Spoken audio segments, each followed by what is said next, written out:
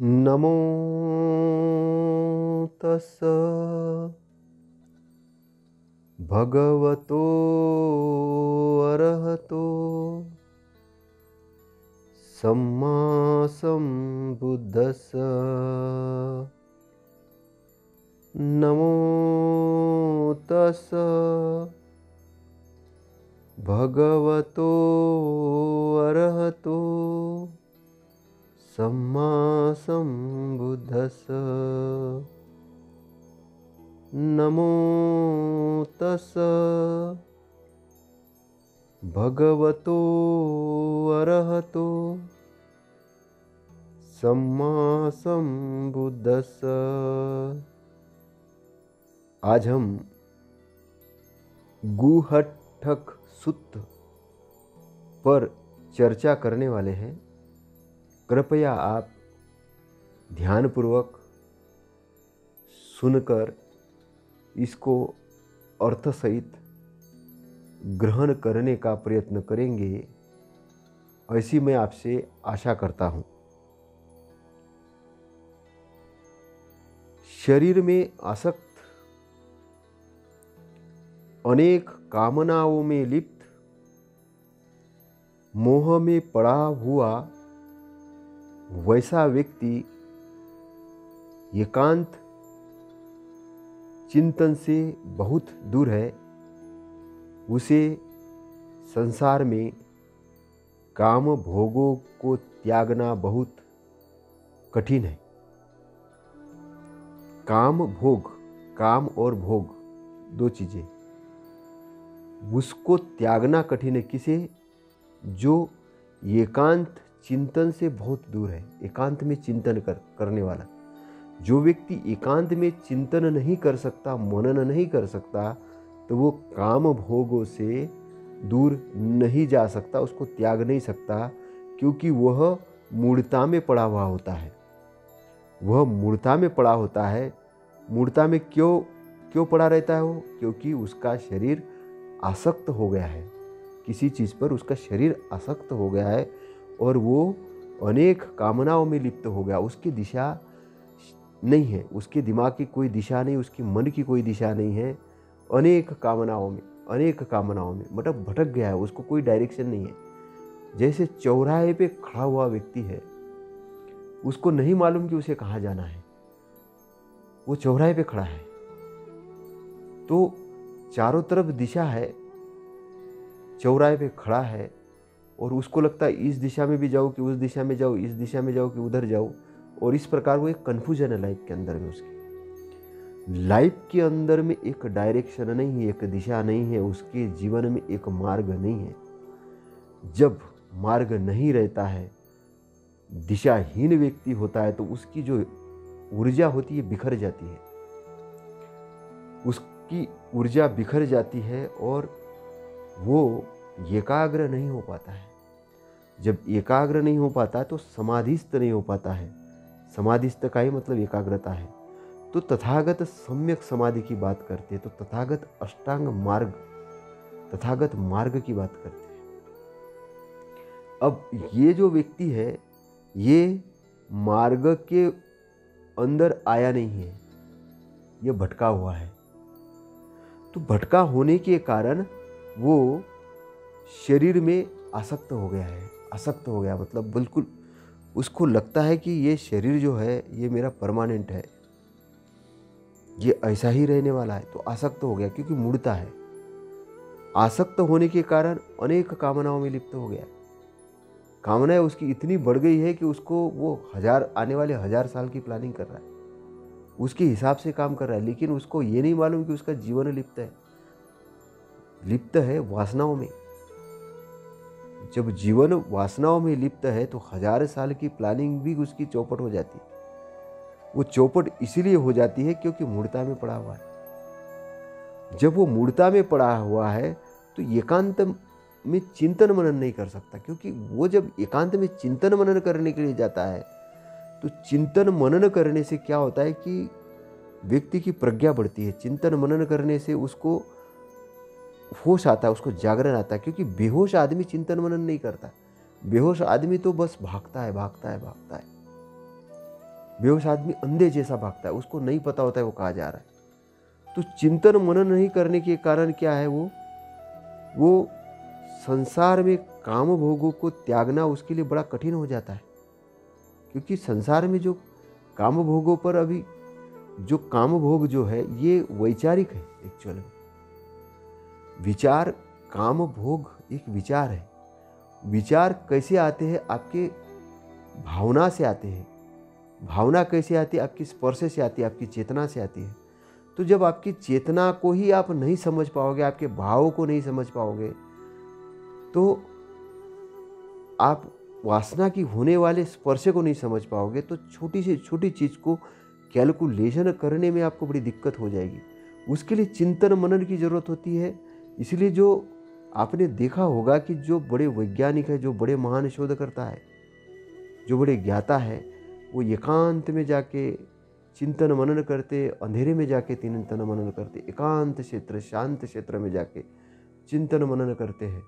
इसलिए अगर आप पुरातन काल में अगर जाएंगे तो शून्यागार की बात आती है। शून्यागार होता क्या है? शून्यागार एकांत चिंतन मनन करने के लिए एक बहुत अच्छा स्थान होता है, जहाँ से आप एक एक चीज़ को समझ सकते हो, बारीक से बारीक चीज़ को समझ सकते हो, और एक छोटी से छोटी चीज़ को आप पकड़ सकते हो।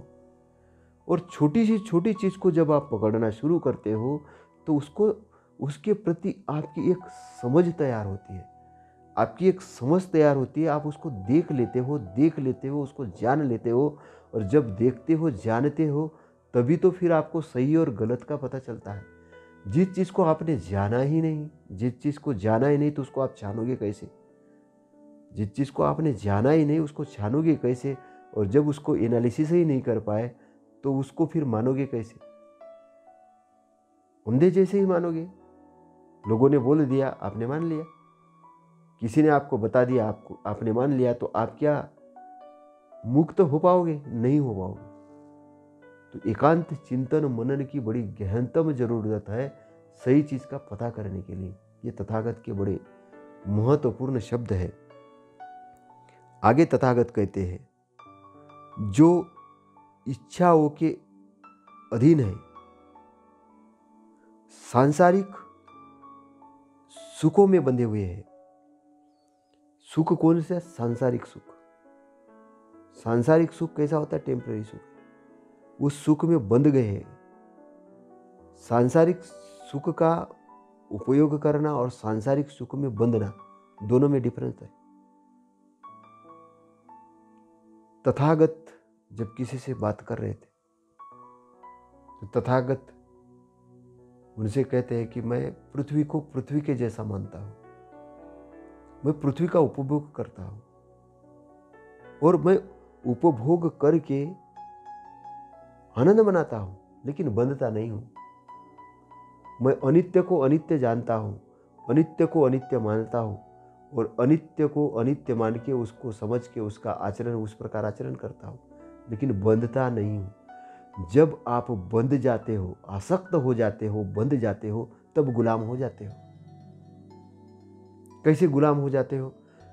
जैसे कि एक लड़की है, सुंदर है, 18 साल उसकी उम्र है, और वो सौंदर्य से बंध गई है, लेकिन उसकी शादी हो जाती है और उसकी उम्र 30 हो जाती है, 35 हो जाती है, फिर 40 हो जाती है। होते होते उसको धीरे धीरे उसके सिर के जो बाल है पकने लगते हैं। वो नाना प्रकार के उपाय करती है कि मेरे बाल जो 18 साल में, 20 साल में, 22 साल में थे वैसे ही दिखना चाहिए। इसलिए वो रंग लगाती है। रंग लगाने के बाद फिर उसको अच्छा लगता है, फिर वो तारीफ करना शुरू कर, लेकिन फिर उसकी उम्र 50 साल हो जाती, 60 साल हो जाती, फिर बाल सफ़ेद हो जाते, फिर झुर्रियाँ पड़ जाती। अब वो सौंदर्य से बंधी है, तो अपनी पीड़ा को जाहिर नहीं कर पाती। तो वो क्या कहती, मैं बहुत सुंदर थी, मैं ऐसा था, मेरा वैसा था, मेरे बाल ऐसे थे, मैं वैसी दिखती थी। वो कहीं भी उसी बारे में बात करते हैं। बंदी है वो क्या अंदर से क्या बताना चाह रही है? वो अपना भूतकाल लेके बात कर रही है। तो तथागत कहते हैं कि जो सांसारिक सुखों में बंधे हुए हैं और जो इच्छाओं के अधीन है, अपनी इच्छाओं के अधीन है। उन्होंने वो इच्छाओं को अपने अधीन नहीं करती, इच्छाओं के अधीन है। शब्द को समझना, इच्छाओं के अधीन हो जाना और इच्छाओं को अधीन करना। इच्छाओं को आपने अधीन किया तो आप कंट्रोल हो गए, आप मालिक हो गए, और लेकिन आप इच्छाओं के अधीन चले गए तो आप इच्छाओं के गुलाम हो गए। बहुत छोटा सा माइन्यूटली फर्क है, छोटा सा फर्क है, लेकिन शब्द है, शब्द है, गहनतम शब्द है। शब्दों को समझना, आप इच्छाओं के अधीन हो जाना और इच्छाओं को अपने अधीन करना। आपकी इच्छाएं आपकी मालिक बन जाए या आप मालिक बनो और इच्छा आपकी नौकर बन जाए।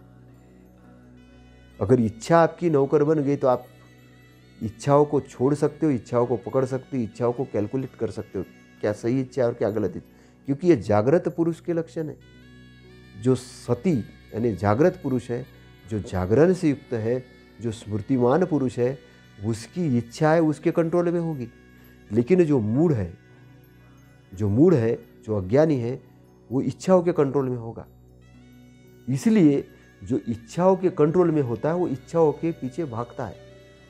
कैसे भागता है कि जैसे वो जो मृग है, मृग मरीचिका के पीछे भागता है, वो छाया जो होती है वो छाया के पीछे दौड़ता है, वो उसको लगता है कि पानी रोड पर है, वो खूब दौड़ रहा है लेकिन मिलता ही नहीं उसको कुछ। ऐसे ही इच्छाओं के अधीन जब ये चेतन हो जाता है, जब ये स्वयं चेतन, आपका स्वयं चेतन और आप जब जागरण से अलिप्त हो जाते हो, जब आप जागरण विहीन हो जाते हो, जागरण से हीन हो जाते हो, आप जब स्मृति से विहीन हो जाते हो, उस वक्त आप इच्छाओं के कंट्रोल में चले जाते हो और इच्छाओं के आप गुलाम होने के कारण आप इच्छाओं के लिए, पूर्ति के लिए भटकते हो। लेकिन आपको पता ही नहीं है कि वो इच्छा पूर्ति के बाद भी आपको सुख नहीं मिलता, आपको शांति नहीं मिलती, क्योंकि आपने इच्छाओं का गुलाम बनना स्वीकार कर लिया है। इसलिए तथागत जागरण की बात करते हैं, होश की बात करते हैं, क्योंकि इच्छाओं को आपके अधीन होना चाहिए। आपके पास अरबों की संपत्ति हो, लेकिन वो संपत्ति आपकी मालिक नहीं होना चाहिए, आप संपत्ति के मालिक होना चाहिए। आपको उपयोग करते आना चाहिए, नहीं तो संपत्ति के कारण अगर आपको घमंड आ गया, अहंकार आ गया, आप बंध गए उससे, तो आप दुखी हो जाओगे। इसीलिए जागरण की कला सीखने का जो तरीका तथागत बताते हैं वो बहुत महत्वपूर्ण तरीका है, वो बहुत महत्वपूर्ण तरीका है। ये मालिकत्व पैदा करने की बात तथागत यहाँ कह रहे हैं। तो जो सांसारिक सुखों में बंधे, तो वो क्या होता है, जो आसक्त व्यक्ति है वो सांसारिक सुख से बन जाता है और उसकी मुक्ति बहुत कठिन हो जाती है, क्योंकि अब बंधा हुआ है। बंधे हुए को मुक्ति कैसे बहुत कठिन हो जाएगी। कैसे कठिन हो जाएगी? एक नाव है, नाव को रस्सी से बांध दिया गया है, अब उसे तैरना चाहते तो रस्सी जब तक तोड़ोगे नहीं तब तक वो नाव आगे बढ़ेगी नहीं। नाव को घुमा सकते बस वही के वही, गोल गोल चक्कर लगा सकते कोलू के बल जैसे, तो जीवन कोलू के बल जैसा हो जाता है। तो जो बंधनों में बनता है तो उससे मुक्ति कैसी होगी? बिल्कुल मुक्ति नहीं होगी। जब ये शरीर, आपकी चेतना वो इच्छाओं से बंध जाती है, इच्छा मालिक हो जाती है और आप उसके गुलाम हो जाते हो, तब उस इच्छाओं के आजू बाजू आप चक्कर काटते हो। इच्छाओं के आजू बाजू आप इच्छाओं को प्राप्त भी कर लेते हो, लेकिन गुलाम इच्छाओं के हो जाओगे। लेकिन अगर इच्छा के आप मालिक बन गए तो आप इच्छाओं के गुलाम नहीं, आपको पता चलेगा क्या सही क्या गलत, क्योंकि आप जागृत हो, आप प्रकाश से युक्त हो। और प्रकाश से युक्त हो तो उस बंधनों को आप तोड़ दोगे, उन बंधनों को तोड़ दोगे, उस अज्ञान के बंधनों को तोड़ दोगे और आप आगे बढ़ जाओगे। आप आगे बढ़ जाओगे तो आपकी मुक्ति हो जाओगी। अब ये मुक्ति करने का काम कौन करेगा? मुक्ति करने, क्योंकि दूसरे आपको क्योंकि वे दूसरों से मुक्त नहीं किए जा सकते, दूसरों से मुक्त नहीं हो सकते। देखिए यहाँ तथागत क्या कहे, उनकी मुक्ति बहुत कठिन है और वो दूसरों से मुक्त नहीं किए जा सकते। अब कोई कहे कि मेरे लिए आज कोई मुक्ति का द्वार खोल दे, आपको मार्गदर्शन कर सकते। बस आपको जो इधर जो तथागत जो बात बताने वाले हैं वो ये बताना चाह रहे हैं कि कोई व्यक्ति ये कहता है कि मुझे जो भोजन ग्रहण करना है वो भोजन बस मेरा पड़ोसी ग्रहण करे, वो भोजन मेरा पड़ोसी ग्रहण करे, बस मुझे ग्रहण नहीं करना है। तो आपको क्या वो भोजन का लाभ मिलेगा? नहीं मिलेगा। अभी कुछ लोग बोलते कि मेरे हिस्से की जाके पूजा कर लेना, मेरे हिस्से की मन्नत मांग लेना, मेरे हिस्से का काम कर लेना। तो ये जो मुक्ति वाला मार्ग है ये कहाँ से होता है? ये तो आंतरिक है। आंतरिक मुक्ति कैसे होगी? आंतरिक मुक्ति आप खुद करोगे, आप खुद करोगे। अगर आप बंधन में बंधे हो तो आपको खुद छूटना होगा। मार्ग बताने वाला आपको मार्ग बता देगा। तो तथागत आपको मार्ग बताने वाले हैं, मार्ग के जानकार हैं। मार्ग को जानकर समझकर आपको संबोधित कर रहे हैं, बता रहे हैं कि आपको बंधनों से कैसे छूटना है, बंधनों से छूटकर आपकी गति कैसे तेज करनी है इस भवसागर को पार करने के लिए। तो कोई दूसरे को मुक्त नहीं कर सकता। मुक्त कौन होता है? स्वयं होना पड़ेगा, है ना। तो दूसरों के द्वारा मुक्त नहीं किए जा सकते। वे भूत और भविष्य की बातों की इच्छा करते हैं,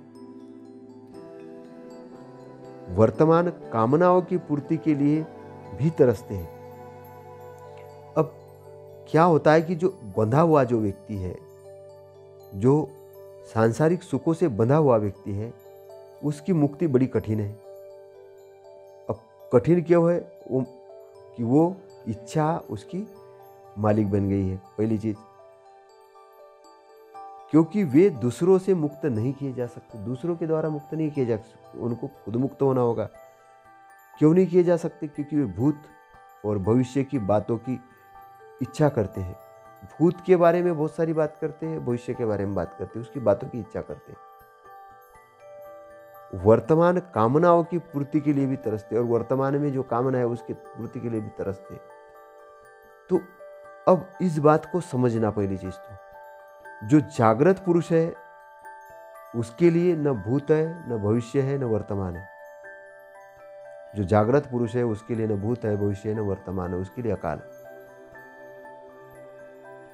जो जागृत नहीं है उसके लिए भूत भी है, भविष्य भी है, वर्तमान भी है, तीनों चीज में घूमेगा।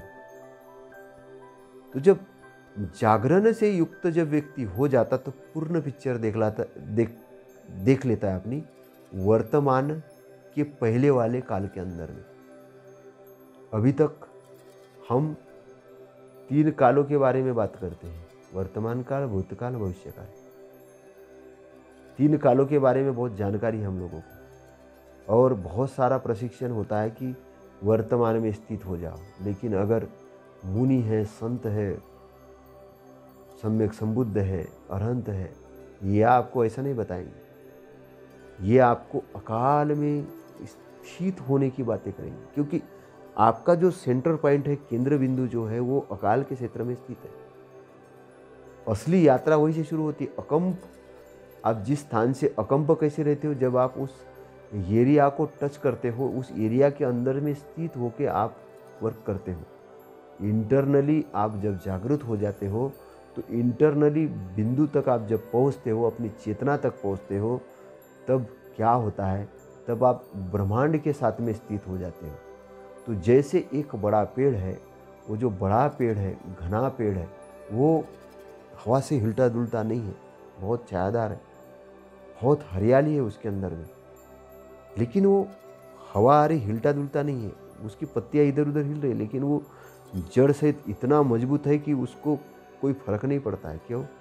क्योंकि उसकी जड़ें बड़ी गहराई में स्थित है, उसकी जड़ें बड़ी गहराई में स्थित है, और जितना वो गहरा होता है उतना ऊपर मजबूत होता है।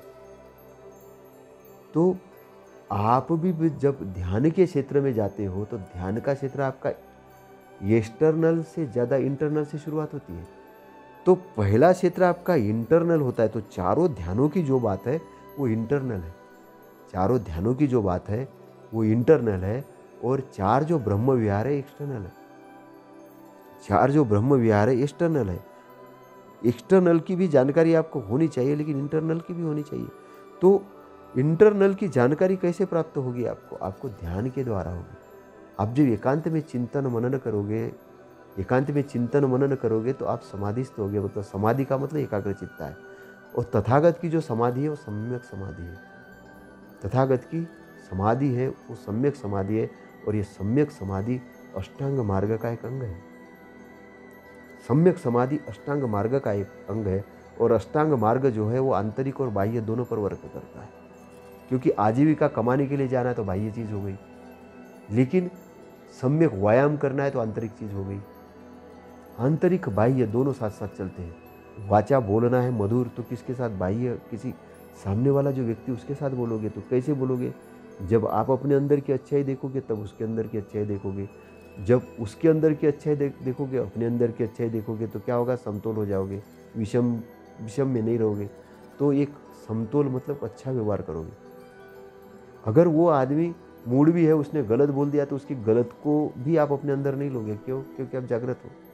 आपको पता है कि उसने किस दशा में गलत बोला है, लेकिन आप अंदर नहीं लोगे। वो उसको खुश होने दो, वो बोलेगा देखो मैंने तो ऐसा ऐसा बोल दिया। लेकिन आप खुश नहीं हो रहे, ना दुखी हो रहे, आप बैलेंस में हो, आप समानता में हो, आप समता में हो। तो समता से ही बंधुत्वता का निर्माण होता है, क्योंकि जागृत पुरुष के अंदर समता होती है। तो समता का व्यवहार कैसा होगा? समता का व्यवहार जो होगा वो टाइमलेस एरिया के अंदर में रहने से होगा। टाइमलेस एरिया के अंदर कौन रहेगा? जो जागृत पुरुष है। निब्बान का एरिया टाइमलेस एरिया है। आज हमने मंगल ग्रह की बहुत बातें कर ली है, उपग्रह की बहुत बातें कर ली है।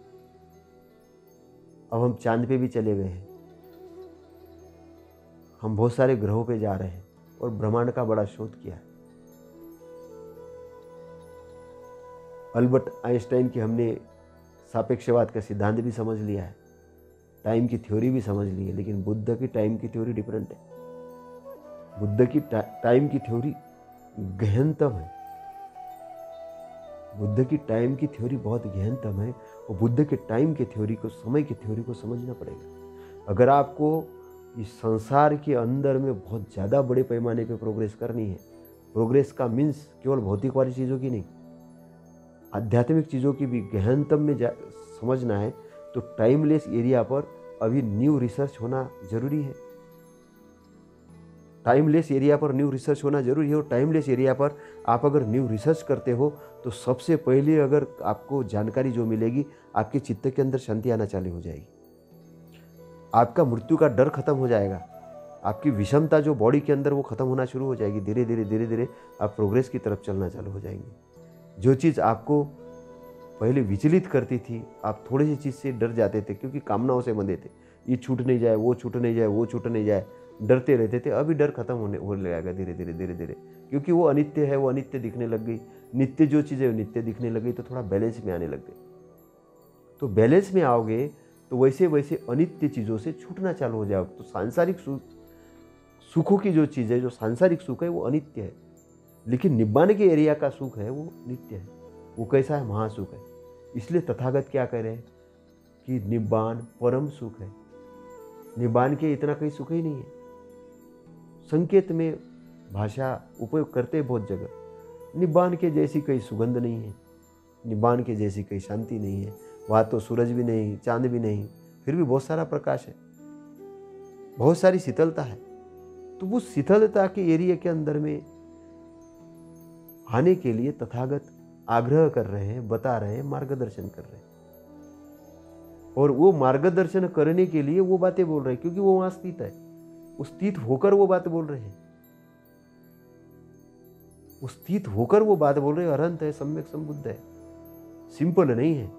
कोई अवतार नहीं है कि भाई वो जन्म से उन्होंने अवतार लिया, ऐसा कुछ नहीं है। उन्होंने वो हासिल किया है, उन्होंने मार के क्षेत्र को जीता है, जीत के भावबंधनों को तोड़कर अरहंत सम्यक संबुद्ध हुए हैं।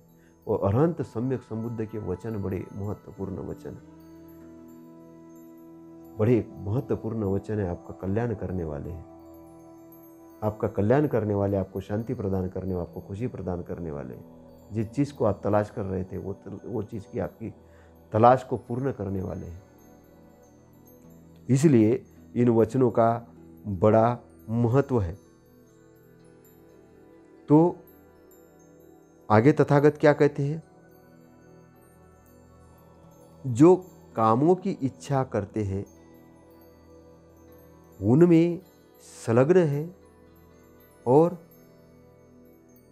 उनसे मोहित है। जो कंजूस है और विषमता में पड़े हैं वे दुख में पड़कर विलाप करते हैं कि मरने के बाद हम क्या होंगे, मरने के बाद हम क्या होंगे।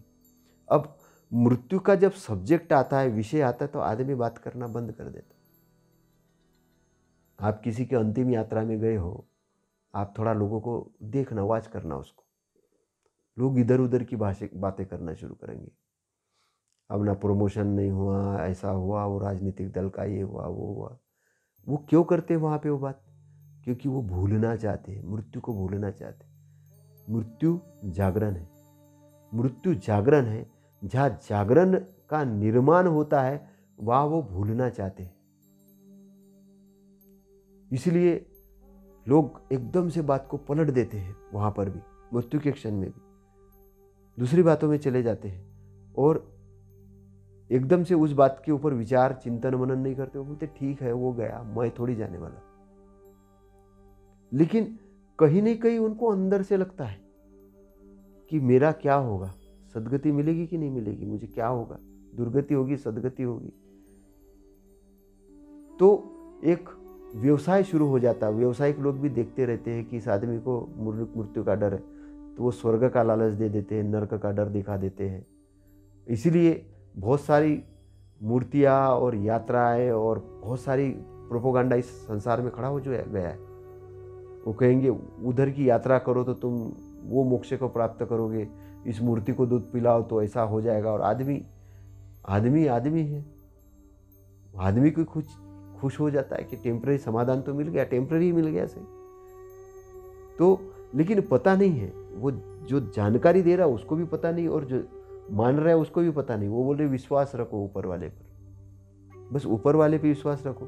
वो बोलेगा इस मूर्ति पे विश्वास रखो, साहित्य पे विश्वास रखो, लेकिन बस वो ये एक चीज नहीं बोलेगा कि अपने आप पे विश्वास रखो, वो साक्षात्कार करो, वैसे नहीं बोलेगा। क्योंकि झंझट खड़ी हो जाती है, झंझट खड़ी हो जाती है। इसलिए यहां पर तथागत क्या कह रहे हैं? जो कामों की इच्छा करते, कामों की मतलब क्या? वासना की, बहुत सारी कामों की इच्छा करते, वासना से पीड़ित, उनमें संलग्न है और उनसे मोहित है। मूड है, मतलब वो संलग्न भी है, उसे पकड़े है और उसमें उसके प्रति मूड है। मूड क्यों है? उसके वास्तविकता को नहीं जानते। वास्तविकता को क्यों नहीं जानते? क्योंकि मूड है, जागृत नहीं है। जागृत नहीं है, बेहोश में पड़े हुए हैं। बेहोश में पड़ा हुआ व्यक्ति ही मूड होता है, और जो जागरण में आना शुरू हुआ वो बुद्धिमान हो जाता है। इंसान वही है। अगर बेहोशी में है तो मार के क्षेत्र में है, बेहोशी में है तो मार के क्षेत्र में, मार का उसके ऊपर कब्जा है। और होश में है, जागरण में है, तो वो अपना मालिक आप बनना शुरू हो जाता, मार को देखना शुरू करता है। मार यानी माया, माया का मतलब संसार, जो अनित्य चीज है उसको देख लेता है, तो वो अनित्य के बंधन से छूटना शुरू होता है। तो जो कामों की इच्छा करते, काम यानी वासना, जो कौन सी? संसारिक वासना की इच्छा, खूब इच्छा है ना। काम नहीं, कामों की मतलब वासना युक्त है वो, उसकी बहुत इच्छा करते हैं, उसमें संलग्न है मतलब बंधे हुए, और उससे मोहित है मतलब उसके प्रति मूड है। जो कंजूस है और विषमता में पड़े, जो कंजूस है, कंजूस कैसे है? बहुत सारी संपत्ति है, बहुत सारी संपत्ति है, लेकिन किसी को देते ही नहीं है। अब मान के चलो कि एक तालाब है, पानी का गुणधर्म क्या है? शुद्ध पानी आता है, शुद्ध पानी बहता है, लेकिन पानी को एक ही जगह स्थिर करके रखा जाए और उसमें बस कचरा आते रहे, वो साफ कभी हो ही नहीं, तो क्या होगा, वो पानी गंदला हो जाएगा। पानी गंदला हो जाएगा। अब पानी है तो बहुत बड़ा स्टोर किया हो, खूब पानी है, लेकिन गंदला है, पीने लायक नहीं है। पीने लायक कैसे रहेगा वो शुद्ध रहेगा। तो कंजूस आदमी है, धन है, बहुत धन है, लेकिन धन से भी सुगंध नहीं आ रही, धन से भी सुगंध पैदा न हो रही, क्योंकि धन तो एक साधन है, लेकिन इसके जो आचरण है, इसका जो आचरण है, ये कंजूस वाला है, ये दानशील नहीं है। अच्छी चीज़ों को बढ़ाने के लिए दान नहीं करता है, इसलिए इसके पास पैसा तो है और लालच से वो पैसा इकट्ठा कर लेता है, तो अनबैलेंस करता है इस ब्रह्मांड को, इस पृथ्वी को, इसको सिस्टम को अनबैलेंस करता है। जो कंजूस आदमी है तो बड़ा विषमता वाला होता है, क्योंकि वो क्या करता है, अभी आपने देखा कि एक आधे कभी एरिया के अंदर फसल तो बहुत हुई, लेकिन अचानक देखते हैं कि किसी एक आधे चीज़ के बहुत सारे दाम बढ़ जाते, क्योंकि वहाँ किसी न किसी विषमतावादी और कंजूस आदमी ने कब्जा कर लिया है मार्केट के अंदर। इसलिए कॉन्स्टिट्यूशंस के अंदर में ऐसे बोला है कि भाई प्राणी मात्र के भलाई के लिए वर्क करेगा कॉन्स्टिट्यूशन। क्यों? और ऐसे नियम बनाने के लिए कहा कि जो लोगों के प्राणी मात्र के हित और सुख के लिए हो। कि ऐसे क्यों? अगर मान के चलिए कि एक उद्योगपति आ गया और उसने पूरी किसानों की फसल एक जगह स्टोर कर दी और उसने बोला कि बस मैं 6 महीने फसल बेचूंगा ही नहीं, तो जो मार्केट के अंदर अफरा तफरी मचना शुरू हो जाएगी। अफरा तफरी मचने से क्या होगा, वो चीज़ के दाम बढ़ जाएंगे, क्योंकि चीज़ें उपलब्ध नहीं है, और जैसे ही दाम बढ़ेंगे तो ये बाहर निकालेगा, लेकिन तब तक कितनी अफरा तफरी मच चुकी होगी। तो जो कंजूस और विषमता में भरे, विषमता वो सम स्थिति में नहीं है, वो अपनी जो चीज़ें हैं उसको वो पकड़ के रखते हैं, दानशील नहीं है, और उसमें से किसी को कुछ देना नहीं चाहते, किसी को कुछ देना नहीं चाहते भलाई के लिए, और वो कंजूस है, विषमता में भरे हैं, विषमता में पड़े हैं। इसलिए वे क्या होते हैं, दुख में पड़कर विलाप करते हैं कि मरने के बाद हमारा क्या होगा, हम क्या होंगे। क्यों? क्योंकि बंधन में बंधे हैं। उनको लग रहा है कि हमने बड़ी संपत्ति हासिल कर ली है, लेकिन बंधन में बंधे हैं। तो बंधन में बंधे हैं तो क्या होते हैं कि जागृत नहीं हो पाते।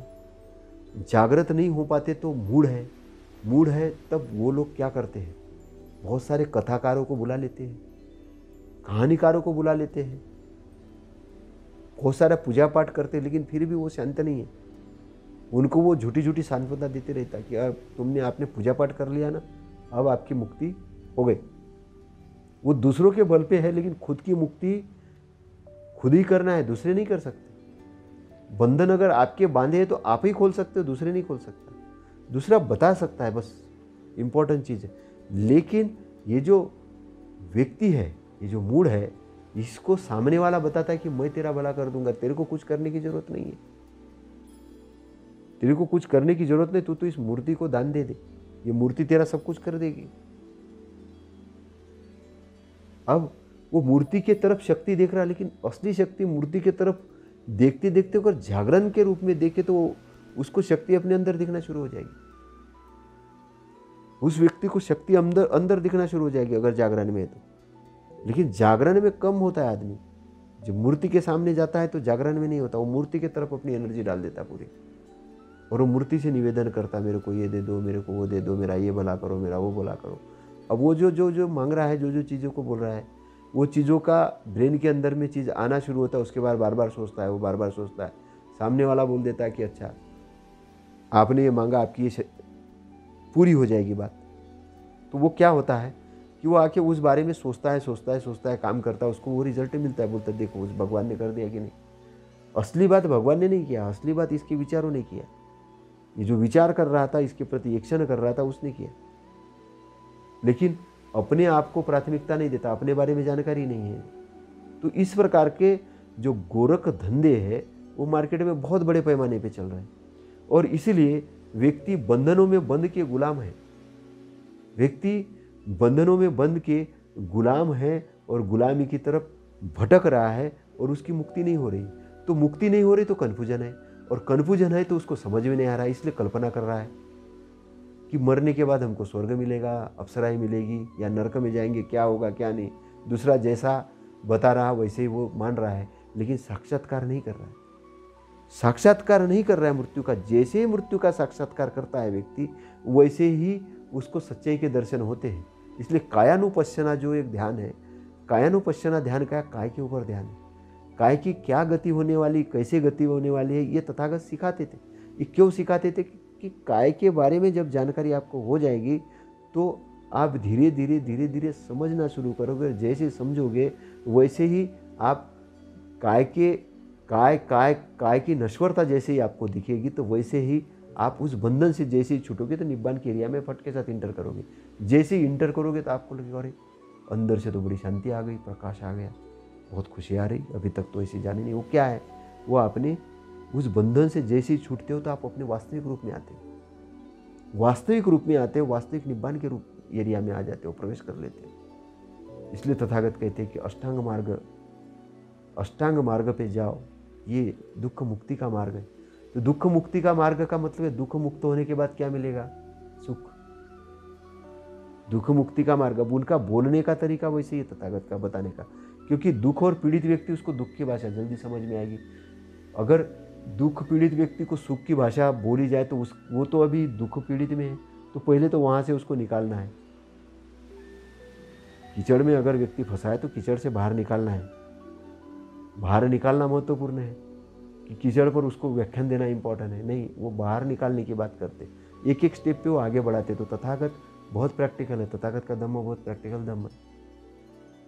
तथागत का धम्म बहुत साइंटिफिक धम्म है, कॉज और इफेक्ट के लॉ पर बेस्ड है। पूरी की पूरी सिद्धांत, एक एक चीज़ उनकी पूरी लॉ ऑफ नेचर के ऊपर बेस्ड है।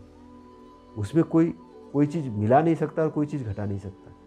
ये जो मिलाने वाले और घटाने वाले लोग मूड है, वो समझते हैं कि हमने तथागत के धम्मों में ये गुजार दिया, वो ये कर दिया तो उससे नष्ट हो जाएगा, ऐसा कुछ भी नहीं। क्योंकि वो जो धम्म है ये संसार के ऊपर राज करता है। अगर आप धम्म को नहीं मानते हो तो यहाँ पे किसकी गलती, आपकी गलती। आप ये समझ रहे हो कि धम्म नष्ट हो जाएगा, बिल्कुल नहीं नष्ट होगा, आप नष्ट हो जाओगे, क्योंकि आप मार के बंधन में रहोगे। धम्म का अगर आपको सहारा नहीं मिला तो आप मार के बंधन में रहोगे, और मार के बंधन में रह के, दुखों के बंधन में रह के, दुखों के अंदर ही समझोगे कि खुशी मनाओगे। दुख से छुटकारा तो मिलेगा नहीं, क्योंकि खुशी मनाना शुरू करोगे दुख के अंदर में ही, और समझोगे कि हमने तो बस, वो तो टेम्परेरी दवाई जैसी बात हो गई, परमानेंट दवाई नहीं हुई।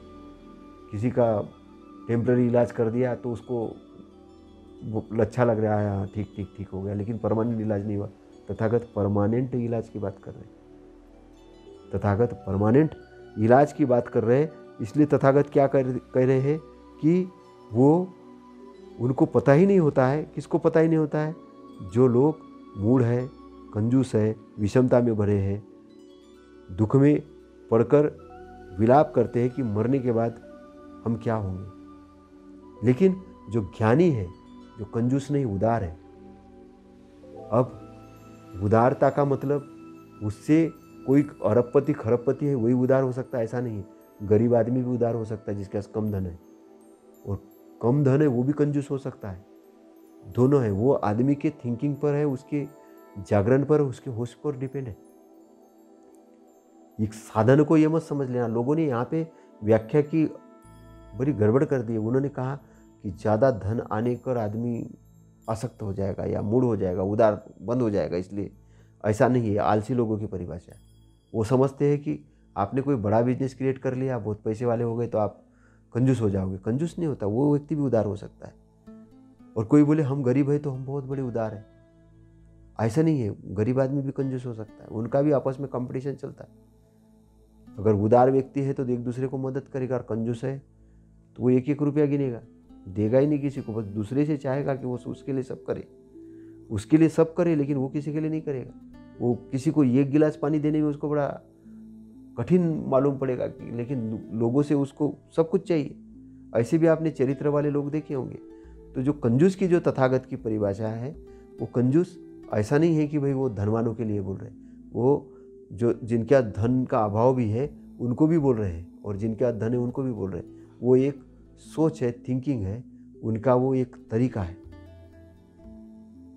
तो यहाँ पर जो कंजूस है वो और विषमता में पड़ा है, विषमता में पड़ा, अनबैलेंस है, अनबैलेंस व्यक्ति है। तो ऐसा व्यक्ति दुख में पड़कर विचार करता है कि हमारा क्या होगा। ऐसे जो जनसमूह, ऐसे लोग हैं, बहुत सारे लोग हैं जो सोचते हैं कि हमारा मरने के बाद क्या होगा, कन्फ्यूजन है। इसलिए मनुष्य को चाहिए कि संसार में जो कुछ विषमता है उसे उसी जीवन में जानकर विषमता का आचरण न करे, क्योंकि धीर पुरुषों ने इस जीवन को अल्प कहा है। अब विषम कौन होगा? विषम वो होगा जो धीर नहीं है। विषम वो होगा जो धीर नहीं है। किसी को अगर आपने कुछ बोल दिया या आपको किसी ने बोल दिया और आप अचानक से एकदम क्रोधित उठे, तो आप अनबैलेंस व्यक्ति है, धीर नहीं है, क्योंकि आपने उसके शब्दों को एकदम से अंदर ले लिया। आपके पास फिल्टर है नहीं, आप जागृत नहीं हो, बेहोश हो। तो बेहोश आदमी विषम होता है, अनबैलेंस होता है, लेकिन जागृत आदमी स्थिर होता है। स्थिर जैसे मान के चलिए कि स्थिर पानी है, स्थिर पानी है, नदी का स्वच्छ जल स्थिर है, वहां पे आप अपना प्रतिबिंब देख सकते हो। लेकिन अस्थिर अगर पानी, उसमें पत्थर वत्थर कंकल फेंक दिए जाए और अस्थिर कर दिया जाए पानी को, तो आप अपना प्रतिबिंब नहीं देख सकते हो। तो वैसे ही अगर आप अस्थिर हो, विषमतावादी हो, तो आप सही और गलत को नहीं देख सकते। आप गुलाम हो। किसी ने क्रोध दे दिया, आप क्रोध हो जाओगे। किसी ने आपकी बहुत प्रशंसा की, आप बहुत खुश हो जाओगे। इतना नहीं, बिल्कुल कुछ नई चीज आ गई तो आप एकदम खुश हो जाओगे, और कुछ चली गई तो एकदम गुस्से में आ जाओगे। तो आप अनबैलेंस होते रहोगे। अनबैलेंस होना जीवन का सही जीने का ढंग नहीं है। जो जागृत नहीं है, जो जानता नहीं है, जो समझदार नहीं है, वो व्यक्ति अनबैलेंस होता रहेगा। लेकिन जागरण पुरुष है, जानकार है, समझता है, वो क्रोध को देख लेगा, समझ लेगा, हाँ अच्छा उसने क्रोध देखा तो वो लेगा नहीं। अगर आ भी गया अपने अंदर क्रोध तो उसको वो कंट्रोल कर लेगा। जैसे कि एक घुड़सवार है, वो घोड़े को जैसे कंट्रोल करता है वैसे ये कर लेगा, क्योंकि जागृत है। लेकिन जागृत नहीं है तो उसको क्रोध दो तो क्रोध ही हो जाएगा, उसको खुशी दे दो तो एकदम खुशी हो जाएगा, उसको नाराज करो तो नाराज। उसका अपने पास कोई कमांड ही नहीं है। तो जिसका अपने ऊपर कमांड नहीं है वो विषम लोग हैं, विषमतावादी है। और जो विषमतावादी लोग हैं वो दुखी हो जाएंगे।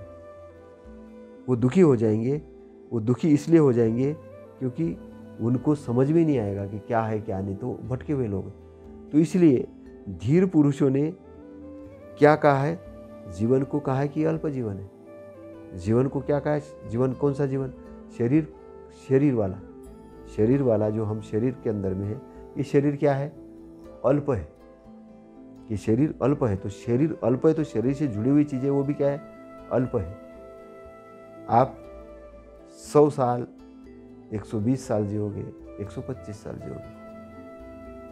तो अब ये जो निब्बान के एरिया के अंदर में जो स्थित अरहंत है तथागत समय, इनके लिए तो टाइमलेस एरिया के अंदर में। अब टाइमलेस एरिया के अंदर हम बोल रहे हम 100 साल जी रहे, तो बोले बुढ़ापा आएगा फिर भी मरोगे, और इतनी क्यों अकड़ दिखा रहे हो, क्यों अहंकार दिखा रहे हो? मरने वाला आपका शरीर। तो उसको समझ लो और इस पर घमंड करना बंद करो। उस शरीर से जुड़े हुए जितनी भी चीजें हैं वो भी आपसे साथ निकल जाएगी। तो घमंड किस लिए कर रहे हो? उससे क्यों बंधे हो? जागृत हो जाओ। जागृत होने के लिए, जागृत करने के लिए तथागत ये बातें कह रहे हैं। तथागत ये वाली बातें कह रहे हैं। मैं संसार में तृष्णा में फंसी इस प्रजा को तड़पड़ाते हुए देखता हूँ। तथागत कह रहे हैं कि मैं संसार के अंदर में तृष्णा का अलग अलग प्रकार की तृष्णा है ना, काम तृष्णा, भव तृष्णा, विभव तृष्णा, अलग अलग तृष्णा है। काम तृष्णा मतलब काम के अंदर एक प्रेयसी, दूसरे प्रेयसी, तीसरी प्रेयसी घूम रहा है, उसको लग रहा है कि बस इससे ज़्यादा तो दुनिया में सुख है ही नहीं। लेकिन एक उम्र के बाद में शरीर अब काम नहीं कर रहा है, अब शरीर से चलना नहीं हो रहा, लेकिन काम से ये छूटा नहीं, परेशान है। फिर भव तृष्णा कि मेरे को इस जीवन में तो बस मेरा शरीर बूढ़ा नहीं होना चाहिए, मैं तो 100 साल का हो तो भी मरना नहीं चाहिए, 120 का हो तो भी नहीं मरना, भव के प्रति तृष्णा। फिर मरने के बाद क्या होगा, विभव तृष्णा। तो वहाँ अप्सरा मिलेगी कि नहीं मिलेगी, उस पर चिंतन। तो ये तृष्णा के अंदर में पड़ा हुआ व्यक्ति है, ये बंधा हुआ जो व्यक्ति है, ये क्या है, तड़पते रहता है ना, फंसा हुआ रहता है। तो तथागत कहते मैं संसार में तृष्णा में फंसी इस प्रजा को तड़पड़ाते हुए देखता हूँ, मतलब उनको शांत नहीं देखता हूँ, तड़पते हुए देखता है। क्योंकि सांसारिक आसक्ति में हीन व्यक्ति मृत्यु के मुख में पड़कर विलाप करते। सांसारिक आसक्ति, कौन सी आसक्ति, सांसारिक आसक्ति में हीन व्यक्ति मतलब जो बुद्धिमान नहीं है, वो सांसारिक आसक्ति में पड़ जाता है। तो वो जो आसक्ति में पड़ता है, वह व्यक्ति मृत्यु के मुख में पड़कर विलाप करते, मृत्यु का मुख। तो मार का जो क्षेत्र है वो क्या करता है, वो व्यक्ति को वारंवार जन्म ग्रहण करना, मरना वाला जो चक्र है, वो चक्र के अंदर वो चलता रहता है आदमी। तो उस चक्र में पैदा होने के बाद बड़ा हो जाना, फिर बूढ़ा हो जाना, फिर बूढ़ा हो जाके फिर मरना, फिर पैदा हो जाना, ये जो चक्र, जन्म मरण का जो चक्र है, ये बंधन का चक्र है। तो मार के एरिया में उधर ही घूमते रहता है। तो मार के एरिया में घूमने के कारण क्या होता है कि वो छूटता नहीं है। तो छूटता नहीं है तो क्या होता है, वो गुलाम हो जाता मार के एरिया का, और मृत्यु के मुख में पड़कर विलाप करते। मृत्यु के मुख में पड़ गया मृत्यु के, इसलिए विलाप कर रहा है। लेकिन जो मृत्यु से छूट गया है, छूटेगा कैसे, वो समझ लेगा कि अब मृत्यु तो इस शरीर की होनी है। वो कौन समझेगा, जो मृत्यु से छूट गया है, और वास्तविक अपना रूप देख लेगा, अपनी चीज देख लेगा कि मैं क्या हूं। और उस बंधनों से जैसे ही छूट जाएगा तो वो क्या होगा, निब्बान वाले एरिया के अंदर स्थित हो जाएगा। तो उसे पता चल जाएगा कि मृत्यु शरीर की होनी है, तो वो परेशान नहीं होगा, चिंता में नहीं होगा। और तो तथागत क्या कह रहे हैं कि मैं संसार में तृष्णा में फंसी इस प्रजा को तड़फड़ाते हुए देखता हूं। मैं संसार के अंदर में तृष्णा में फंस गई है, तृष्णा में जो फंस गई उस प्रजा को तड़फड़ाते हुए देखता हूं। सांसारिक आसक्ति में हीन व्यक्ति मृत्यु के मुख में पड़कर विलाप करते रहते हैं। विलाप मतलब दुख करते रहते हैं। काय में, सांसारिक आसक्त हो जाते हैं। संसार के अंदर में दो तरह के लोग रहते हैं। जो हीन आदमी है वो आसक्त हो जाएगा, जो बुद्धिमान है वो आसक्त नहीं होगा, वो उस पर आसक्त नहीं होगा, वो उसको समझ लेगा, वो उसका उपयोग करेगा, लेकिन आसक्त नहीं होगा। तो हीन व्यक्ति आसक्त हो जाएगा, और ऐसा व्यक्ति मृत्यु के मुख में पड़कर विलाप करेगा, मतलब दुख करेगा। तो ऐसे लोगों के लिए तथागत क्या कह रहे हैं कि संसार की आसक्ति से दूर हो जाओ और मृत्यु के मुख में पड़कर विलाप मत करो। तो जो आसक्ति वाले लोग हैं वो क्या करते हैं, वो मृत्यु के मुख में पड़कर विलाप करते हैं। आगे तथागत क्या कह रहे हैं, अल्प जल वाली उथले जलाशय की मछलियों की तरह तृष्णा के अधीन हो तड़फड़ाने वालों को देखो। अब अल्प जलाशय है और उथला जलाशय है, उसमें मछलियों की तरह, मछलियाँ क्या होती है, पानी कम है तो तड़पती है, उसको अगर पानी गहरा मिले तो वो खूब आनंद से तैरेगी, लेकिन पानी कम है तो तड़पती है। किस लिए तड़पती है, पानी के लिए। तो जो वासना के अंदर में जो पड़ा हुआ व्यक्ति है, वासना की पूर्ति के लिए तड़पता है, वासना की पूर्ति होती नहीं।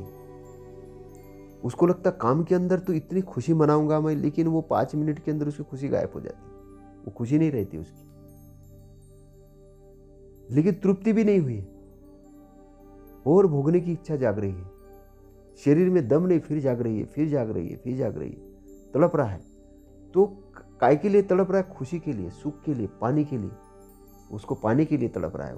कैसा तड़प रहा है, जैसे पानी के लिए मछलियां तड़पती है, ऐसे ही शुभ भोग के लिए तड़प रहा है।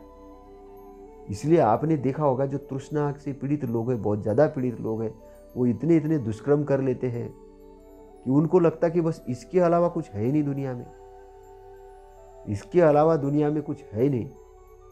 तो तथागत कह रहे हैं उन लोगों के लिए जो इस प्रकार की तृष्णा के अधीन हो गए हैं, जो तृष्णा के अधीन हो गए हैं, तृष्णा के अंदर फंस गए हैं।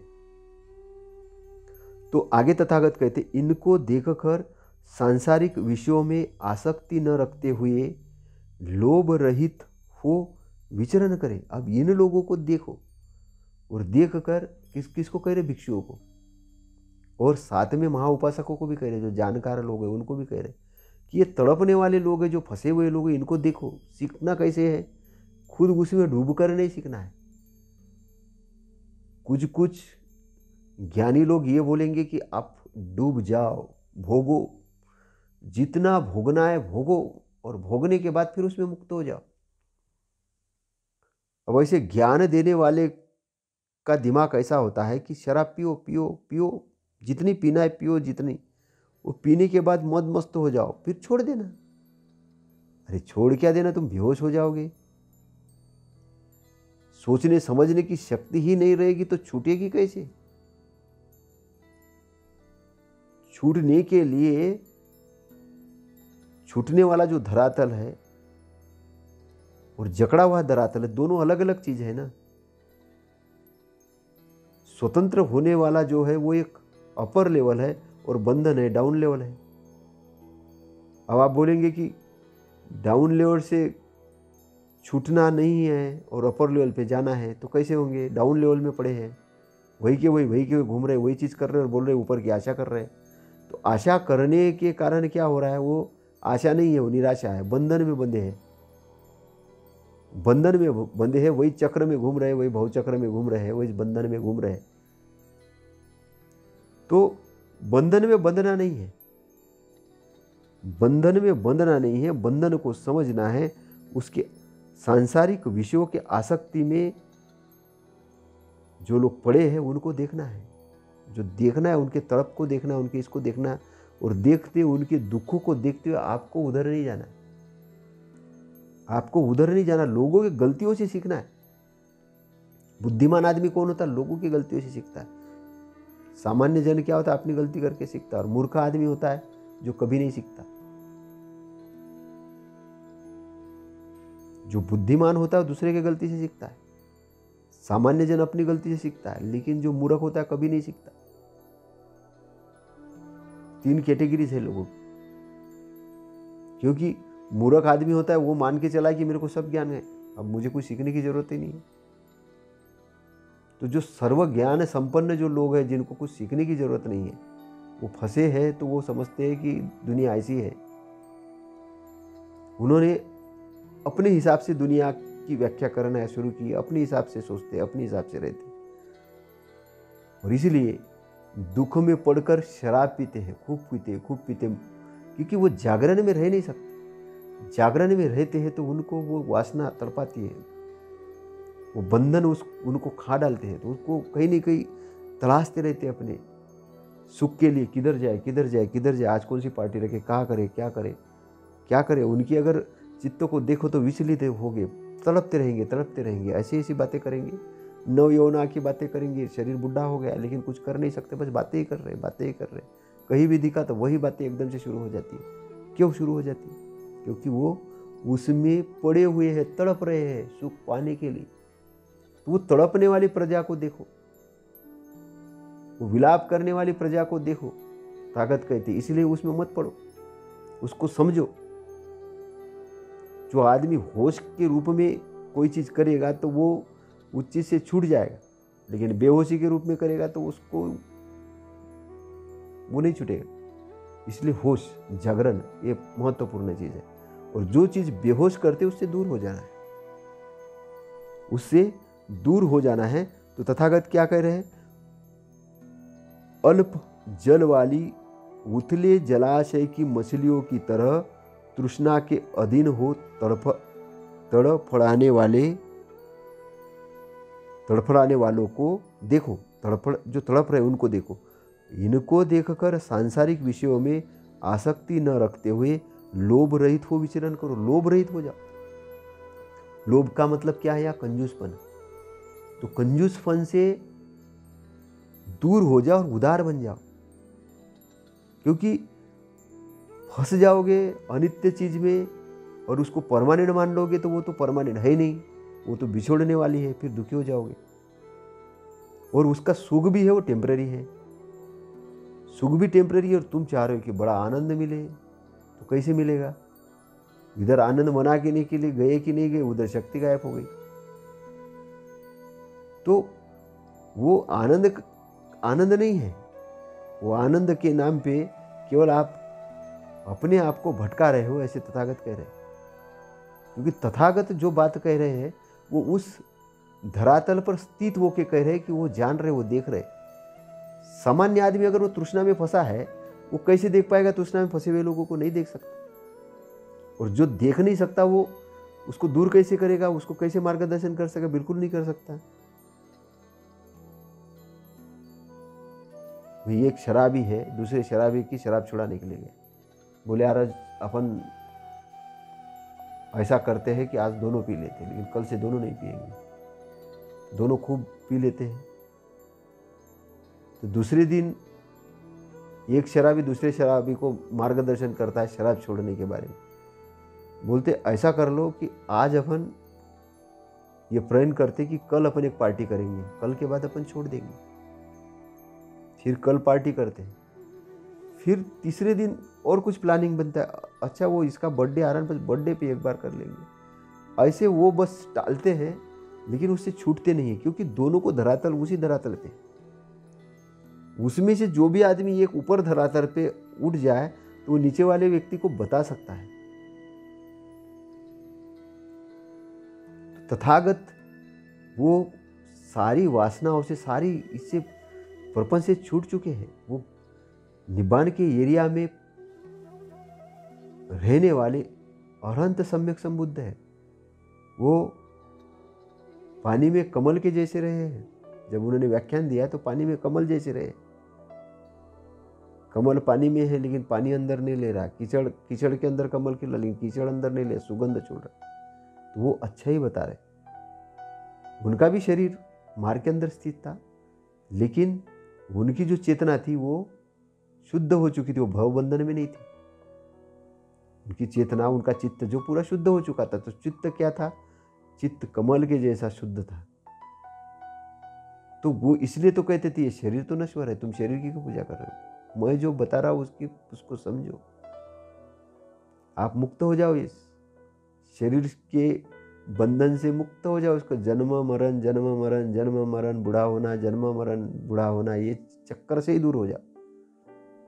और कैसे दूर होगे? उसको समझ के, उसको जब समझोगे, वो चीज़ को समझोगे, जानोगे, और जानकर दूर हो जाओगे। कैसे जानोगे? जो लोग तड़प रहे हैं, जो तृष्णा के अंदर तड़प रहे हैं, उन लोगों को देखोगे, उसको जानोगे, तो उससे दूर होने के बारे में सोचोगे और इसलिए उसमें नहीं फंसोगे और फिर कंजूस नहीं हो जाओगे, उदार हो जाओगे। क्योंकि कंजूस हो जाओगे तो क्या है, अगेन आप मालिक नहीं गुलाम हो जाओगे, इच्छाओं के गुलाम हो जाओगे। तो गुलाम नहीं बनना है, मालिक रहना है। मालिक आदमी उदार होता है, जागृत होता है, उसको मालूम है क्या करना है, क्या नहीं करना है, क्या एक्शन लेना है, क्या रिएक्शन करना है, उसको मालूम है, क्योंकि जागृत है। तो जागृत बनो, जागृत बनकर विचरण करो, जागृत बनकर विचरण करो, ऐसे तथागत कहते हैं। फिर आगे तथागत कहते हैं कि दोनों अंतों में इच्छा दूर कर, स्पर्श को अच्छी तरह जान, लालायित न हो, निज निंदा की बात न करते हुए धीर पुरुष मतवाद तथा धर्म ग्रंथों में लिप्त नहीं होता। दोनों अंतों में इच्छा दूर कर। दो प्रकार के अंत होते हैं। एक होता है कि शरीर को बहुत प्रताड़ना देना, बहुत प्रताड़ना देना, और एक है बहुत भोग विलास करना। तो ये दोनों अंत है। कभी कोई व्यक्ति बोले कि मैं उपवास कर रहा हूं, बस 40 दिन का उपवास है, दोनों टाइम खाना नहीं खा रहा, भगवान की प्राप्ति करना उसको, ये क्या अंत हो गया। दूसरा दिन भर लगा हुआ है खाने में, ये दूसरा अंत हो गया। हमको चाहिए बैलेंस डाइट, स्वस्थ रहना है, शरीर का पाचन तंत्र ठीक रखना है, तो क्या रखना है? Balance diet. एक तार है, बजाने वाली बीना है, खूब टाइट कर दो तो क्या होगा? आवाज़ टंग टंग टंग टंग निकलेगी, ढीला कर दो डर डर डर डर निकलेगी। लेकिन अगर उसको बैलेंस में टाइट किया तो मधुर आवाज़ निकलेगी। तो जीवन कैसा जीना है? मधुर वाला जीवन जीना है, बैलेंस लाइफ जीना है। तो तथागत का जो मार्ग है बैलेंस वाला मार्ग है, इसलिए उसको सम्यक मार्ग बोला है। सम्यक का मतलब सही है, सम्यक का मतलब मध्यस्थ नहीं है। कुछ लोग मध्यस्थ बोलते हैं सम्यक को, मध्यस्थ नहीं है। सम्यक का मतलब है राइट, बैलेंस, सही, चेक आउट करके जो राइट है, जो सही है वो। तो सम्यक मार्ग, जो तथागत का जो मार्ग है वो सम्यक मार्ग है। इसलिए तो वो बोलते हैं सम्यक दृष्टि। सम्यक शब्द हर इसी में लगता है, सम्मा दिट्ठि, सम्मा संकल्पो, तो सम्मा चीज लगती है, सम्यक चीज लगती है। हिंदी में इसको सम्यक दृष्टि, सम्यक दृष्टि है ना। सम्यक दृष्टि की बात होती है तो सम्यक संकल्प, सम्यक संकल्प के बाद में क्या आता है? सम्यक वाणी, सम्यक वाणी के बाद में सम्यक कर्मांत, सम्यक आजीविक, सम्यक व्यायाम, सम्यक स्मृति, सम्यक समाधि। तो इस प्रकार के जो 8 अंग हैं, ये कौन से अंग है? सम्यक अंग है, राइट अंग है। तो दोनों अंतों में इच्छा दूर कर, स्पर्श को अच्छी तरह जान, स्पर्श को अच्छी तरह जान। स्पर्श मतलब ये ध्यान की बात है। स्पर्श, किसी भी चीज़ का स्पर्श होता है आपको। अगर आपको काम का विचार है तो काम का एक स्पर्श होगा, आपको क्रोध आया तो क्रोध का एक स्पर्श होगा। स्पर्श मतलब उससे वेदना होगी, पहले स्पर्श होगा फिर उसके बाद वेदना होगी। वेदना आने के बाद में फिर उसकी फीलिंग आना चाहिए। फीलिंग, जैसे वेदना को फीलिंग बोलेंगे, फीलिंग के बाद में फिर उसके वैसे भाव तैयार होंगे, वैसे एक्शन तैयार होगा, वैसा आदमी महसूस करेगा। तो जो महसूस कर रहा है उसके वैसा वो एक्शन करेगा। इसलिए फीलिंग बता देती है कि आपका जो स्पर्श है कैसा है।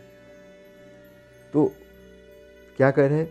स्पर्श को अच्छी तरह जान, लालायित न हो, लालायित नहीं हो मतलब आसक्त नहीं हो किसी चीज़ के लिए। एकदम से स्पर्श को जान लो, लालायित नहीं, उसके प्रति जागृत हो जाओ। अगर काम वासना का स्पर्श हुआ तो उसके प्रति जागृत हुआ, क्रोध का स्पर्श हुआ तो उसके प्रति जागृत हो जाओ, जागृत हो जाओ जागृत अवस्था में। तो जागृत अवस्था में आप सही को ग्रहण करोगे, गलत को छोड़ दोगे। जागृत अवस्था में आप सही को ग्रहण करोगे, गलत को छोड़ दोगे। और कैसे? बैलेंस रहेगी, बैलेंस रहेगी। इसलिए तो गृहस्थ को तथागत कहते कि पत्नी पत्नी के बाहर जाना नहीं, पति पत्नी एक दूसरे के लिए रिस्पॉन्सिबल बनो, पति पत्नी एक दूसरे के लिए रिस्पॉन्सिबल बनो, एक दूसरे के मित्र बनो। उन्होंने ये नहीं कहा कि पति तुम कुछ भी करो, पत्नी तुम कुछ भी करो। उन्होंने उसको कंट्रोल कहा है, कंट्रोल लगाने के लिए कहा, डिसिप्लिन की बात की है, अनुशासन की बात, नियम की बात, संयम की बात तथागत करते हैं। फिर जो बात वो कह रहे हैं, निज निंदा की बात न करते हुए धीर पुरुष मतवाद तथा धर्म ग्रंथों में लिप्त नहीं होता। निज निंदा कैसे करते लोग? ये भगवान, मैंने पुराने जन्म में क्या पाप किया, ऐसा किया वैसा किया। निज निंदा, खुद की निंदा कर रहे, खुद की निंदा करते हुए है तो धीर पुरुष है तो वो निज निंदा नहीं करेगा। तो निज निंदा की बात न करते हुए धीर पुरुष मतवाद तथा धर्म ग्रंथों में लिप्त नहीं होता। मतवाद क्या, एक मत मान लेते लोग, एक मत के हो जाते और वो लोग कैलकुलेशन नहीं करते, वो तर्क नहीं लगाते, सही गलत की चेकआउट पॉइंट नहीं डालते, तो उसी मत के अंदर फंस जाते हैं। या धर्म ग्रंथों को ऐसा पवित्र मानते हैं कि वो बोलते हैं इसमें लिखी हुई बात पूर्ण सत्य है, भला वो प्रिंटिंग मिस्टेक हो, भला वो ड्राफ्टिंग करने वाले ने कुछ गड़बड़ ड्राफ्ट कर दिया हो, क्योंकि संत ने कुछ बोला, लिखने वाले ने कुछ लिखा, जनता ने कुछ पढ़ा, टाइपिंग वाले ने कुछ लिखा, तो वैसे धर्म ग्रंथ बन गए। तो धर्म ग्रंथ में लिप्त नहीं होना मतलब यहाँ बुद्धि का उपयोग करना, उसको समझना, मत को समझना, धर्म ग्रंथों को समझना। इसके लिए अपनी जानने, छानने और मानने की जो योग्यता है उसका इस्तेमाल करने के लिए तथागत कह रहे हैं। क्योंकि जो धर्म ग्रंथ लिखने वाला व्यक्ति है या धर्म ग्रंथों की, धर्मों की जो व्याख्या करने वाला व्यक्ति है, उसका उस लेवल पे रहना बहुत जरूरी है कि कम से कम उसकी जो मनोवृत्ति का वो गुलाम नहीं हो। अगर मनोवृत्ति का वो गुलाम है तो वो ऐसे शास्त्र तैयार करेगा कि वो, क्योंकि गुलामी के शास्त्र तैयार करेगा। ऐसे बहुत सारे शास्त्र तैयार हुए, गुलाम लोगों ने बहुत शास्त्र तैयार करके रखे। वो गुलामी के अंदर उनको अहंकार बहुत होता है, क्योंकि मानसिक गुलाम है, मन के गुलाम है वो, मन का। मन उसको चला रहा है, वो मन को नहीं चलाता। तो मन उसको चलाता है, मन को वो नहीं चलाता है, तो मन का गुलाम हुआ। तो मन का गुलाम व्यक्ति, मन ने जैसी जैसी कल्पना की वैसे वैसे वो लिखते गया। उसके साथ सत्य का कोई संबंध नहीं है, केवल अतिशयोक्ति का संबंध है। बोलेंगे प्रश्न चिन्ह मत लगाना, मेरे मत को मानना, अगर नहीं मानोगे तो स्वर्ग में नहीं जाओगे। डराता है और डरा के अपना मत स्थापित करने की कोशिश करता है। तर्क की बात आती, जानने की बात आती, समझने की बात आती, बोलते जानने समझने की जरूरत नहीं है, मैं जैसे बोल रहा बस वैसा मानो, जैसा लिखा है बस वैसा हुबेहूब प्रैक्टिकल करो। भला ही वो आज के डेट में कोई काम का नहीं हो, लेकिन वो बोलेंगे ऐसा ही मानना है। उस समय मान के चलो बैलगाड़ी से लोग सवारी करते थे, आज भी बोलेंगे बैलगाड़ी से करना है, आज भी बोलेंगे बैलगाड़ी से करना है। तो परिवर्तनशील नहीं है, तो परिवर्तनशील नहीं है तो वो कहीं ना कहीं मूड वाली बात है। तो जो लोगों की जो वाणी है, दो प्रकार की वाणी, एक तो संत पुरुषों की वाणी है, जो अरहंत है, सम्यक संबुद्ध है, विद्वान लोग हैं, उनकी वाणी अलग है। और जो जकड़े हुए लोग हैं, जो पीड़ित है, जो ज्ञानी नहीं है, उनकी वाणी अलग है। तो किसी भी वाणी को, धर्म ग्रंथों के अंदर क्या होती है, वाणी होती है। किसी भी वाणी को समझने के पहले उसको जानो, जानने के पहले उसको छानो और छानने के बाद ही उसको मानो। तो जो मुनि होता है वो किसी मत के और धर्म ग्रंथों के अधीन नहीं होता है। वो क्या होता है, जानकर छानकर उसको मानता है, जानकर छानकर उसको मानता है, इसलिए वो लिप्त नहीं होता है। जो लिप्त होता है वो अंधभक्त होता है। अंधभक्त मतलब उसका कोई प्रश्न चिन्ह नहीं, कोई कुछ नहीं, जैसा बोल दिया वैसा मान लिया, जैसा बोल दिया वैसा मान लिया, उसको मूढ़ व्यक्ति कहते हैं। उसको वो भक्त तो है लेकिन अंधभक्त है, विद्वान भक्त नहीं है। विद्वान भक्त है वो क्या करेगा, जानेगा, छानेगा, फिर मानेगा। तो जो उसकी भक्ति है वो कोई काम की भक्ति नहीं है। अंधी वाली जो भक्ति है वो कोई काम की भक्ति नहीं है। अंधश्रद्धा वाली जो भक्ति है कोई काम की नहीं है। इसलिए अंधश्रद्धा वाले साहित्यों के अंदर में लोग लिपटे हुए पड़े हैं और अपने गुलामी में ही बहुत आनंद मना रहे हैं। वो समझते हैं कि हमने इन शास्त्रों की पूजा कर ली, शास्त्र के अनुसार अपना जीवन जिया, तो समझते हैं कि हमने बहुत बड़ा शुभ कार्य कर दिया। वो इसी घमंड में जी रहे हैं, लेकिन उनको नहीं मालूम कि वो शास्त्र लिखने वाला व्यक्ति या जिसने शास्त्र की व्याख्या की है वही व्यक्ति अगर मूढ़ है तो मूढ़ का ही प्रचार प्रसार हो रहा है, मूढ़ का ही प्रचार प्रसार हो रहा है। इसीलिए कुछ कुछ ऐसे ऐसे साहित्य है कि उन साहित्यों का आप पढ़ेंगे तो ऐसा लगेगा कि ये क्या लिखा है, लेकिन उसके लिए आपको जानकार होने की ज़रूरत है, समझने की ज़रूरत है और होश वाला होने की ज़रूरत है। जो मुनि है, जो होश वाला है, वो किसी भी मत को, किसी भी धर्म ग्रंथ में लिप्त नहीं होता है। वो होश के साथ, स्मृति के साथ कोई चीज़ को मानता है, ऐसा वो तथागत कह रहे हैं। और जो धीर पुरुष है, जो जानकार पुरुष है, वो निज निंदा भी नहीं करता है, निज निंदा भी नहीं करता है। निज को समझता है कि ये चीज़ ऐसे से ऐसी घटना हुई, वैसे से वो चीज़ हुई। वो कार्य कारण के भाव को जानता है, सिद्धांत को जानता है और उसके अनुसार वो आचरण करता है, ऐसा तथागत कह रहे हैं। मुनि परिग्रह में लिप्त नहीं हो, मतलब परिग्रह मतलब कि किसी भी चीज़ को हड़पने में लिप्त नहीं हो। मुनि है, शांत पुरुष है, तो हड़पे नहीं किसी भी चीज़ को। संज्ञा को अच्छी तरह जान भवसागर को तर जाए। तो संज्ञा मतलब संज्ञा है ना, जानना। जो संज्ञा है उसको अच्छी तरह जान और भवसागर को तर जाए। कामना रूपी तीर को निकाल कर अप्रमत्त हो विचरने वाला व्यक्ति इस लोक या परलोक की इच्छा नहीं करता। तो जो अप्रमादी है, जो कामना रूपी तीर मतलब वासना रूपी तीर को जो निकाल चुका है, होश वाला व्यक्ति है, तो उसको क्या है, लोक और परलोक की इच्छा नहीं होती।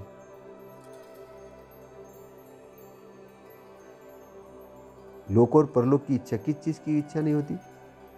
वो जानकार हो जाता है तो लोक या परलोक की इच्छा वह नहीं करता है। काय की इच्छा नहीं करता लोक और परलोक में? कि दोबारा मेरा जन्म होना चाहिए इसी लोक में, परलोक में मुझे स्वर्ग मिलेगा, अप्सरा मिलेगा, ऐसी कोई कल्पना नहीं करता, क्योंकि वो वास्तविकता में जीता है। तो तथागत ने जो क्षेत्र बताया निब्बान का क्षेत्र, वास्तविक क्षेत्र है। जब ये वास्तविक क्षेत्र है, जब ज्ञानी व्यक्ति उसके दर्शन करता, उसको समझ लेता, तो उसका लोक और परलोक के प्रति जो मोह है, जो मूढ़ता है, वो खत्म हो जाती है। जब उसकी मूढ़ता खत्म हो जाती है तब वो उसकी इच्छा ही नहीं करेगा। ये जागरण की बात है, ये समझने की बात है। तो किसी चीज़ को छोड़ना नहीं पड़ता, वो छूट जाती है। जागरण की अवस्था में छूट जाती। कैसे छूट जाती? क्योंकि आप जागृत हो गए हो। जागृत होने के कारण आपको सही और गलत का पता चलता है, तो इसलिए आप गलत को ऑटोमेटिक छोड़ना शुरू कर दोगे, सही को ग्रहण करोगे, सही को ग्रहण करोगे, ऐसे तथागत कह रहे हैं। तो क्या है कि एक तो संग्रह प्रवृत्ति नहीं होगी, आसक्त नहीं होगे। आसक्त नहीं होगे तो भवसागर को तर जाओगे, पार कर लोगे और कामना रूपी, वासना रूपी जो तीर होगा, तीर यानी जो चुभने वाला तीर है, उसको निकाल फेंकोगे, जागृत हो जाओगे। और जागृत होके जब विचरण करोगे तब क्या होगा कि इस लोक या परलोक की जो मूर्ता है वो खत्म हो जाएगी। जब मूर्ता खत्म हो जाएगी तो उसकी इच्छा भी खत्म हो जाएगी, क्योंकि निब्बान के एरिया के अंदर में आप आ चुके होंगे। तो जीवन कैसा जीना है? दानशील वाला जीवन जीना है। अमीर तो बनना है, लेकिन कैसा बनना है? आसक्ति रहित अमीर बनना है। और भवसागर को पार हो जाना है। कैसे पार हो जाना है? अपने अंदर जो भी कलुषित विचार है, जो भी तीर चुभने वाले द्वेष के विचार है, क्रोध के विचार है, उसको बाहर करके शुद्ध हो जाना है, जागृत हो जाना है। जागृत होकर विचरना है और जागृत होकर विचार कर इस लोक और परलोक की जो बार बार तृष्णा उत्पन्न होने की जो तृष्णा है, वो तृष्णा से मुक्त हो जाना है, आज़ाद हो जाना है, अपने सम्राट तत्व को प्राप्त करना है। आपकी मुक्ति हो, आप सुखी हो, आप संपन्न हो, इसी आशा और विश्वास के साथ मैं यहीं पर यह सूत्र समाप्त करता हूँ। आपका मंगल हो, आपका शुभ मंगल हो। नमो बुद्धाय, नमो धम्माय, नमो संघाय। साधु साधु साधु।